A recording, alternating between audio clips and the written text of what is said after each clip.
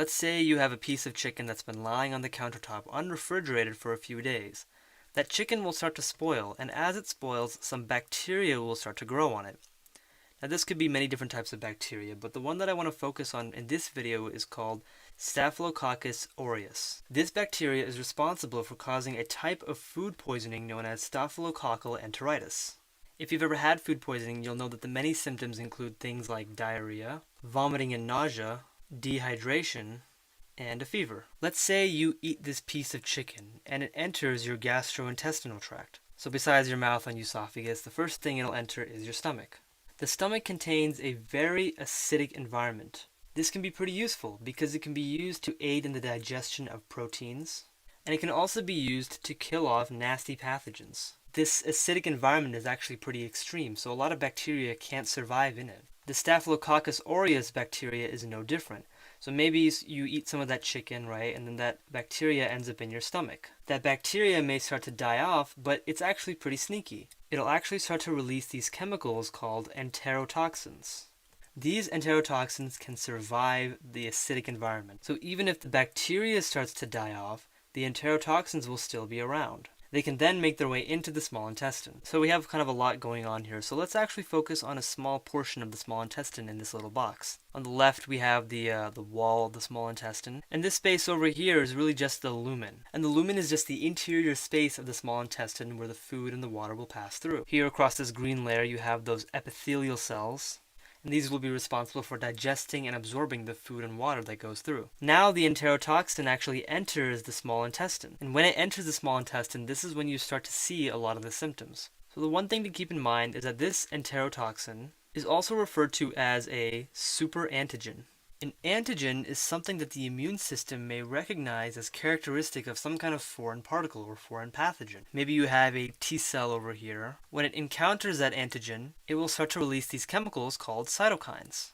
Now antigens don't usually activate every single T cell they encounter because they're pretty specific. Superantigens, however, are not specific. They will activate many more T cells. And now you have this overwhelming release of all of these cytokines. These cytokines can then go on to do a bunch of different things. One, they can actually prevent a lot of these epithelial cells from doing their job. That is, they prevent them from absorbing all that food and water. So all of that stuff that you ate and drank will just pass through as diarrhea.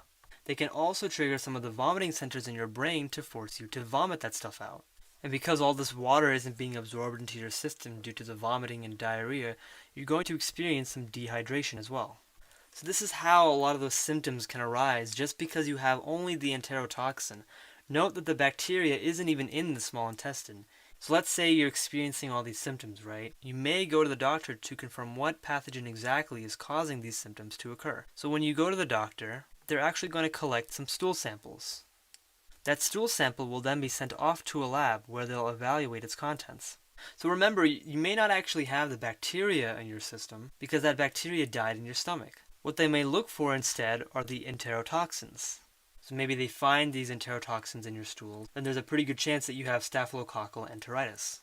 Then how can we treat it? Well, like all forms of food poisoning and gastroenteritis, one of the best things you can do is to just drink a lot of water and fluids. This is really to overcome the dehydration that you may be experiencing. Another thing you can do, and this is something you can even consider if you have other forms of gastroenteritis or food poisoning, is to adopt what's called the brat diet. This is really just a synonym for bananas, rice, applesauce, and toast. The reason why it might be a good idea to consider going on this diet while you have these symptoms is because all of these foods are very low in fiber. And why is that important to us? Well, fiber actually adds a lot of bulk to the stuff that we're processing in our gastrointestinal system. So the more bulk that you're trying to digest and absorb, the harder it is for your gastrointestinal system to really process all of that food. Therefore, if you eat these foods that are low in fiber, you won't be adding as much bulk, and your system will be able to process them more easily. Now, hopefully you won't have to stay on this diet for too long, because usually this type of food poisoning doesn't last very long. The vomiting typically lasts up to 24 hours, and the other symptoms typically resolve in about 2 to 3 days. And of course, the best way to really avoid getting this type of food poisoning is to eat clean food. Make sure you're always storing the food appropriately, make sure you're refrigerating your food or freezing your food whenever necessary. And then, of course, cooking your food really well and drinking clean water.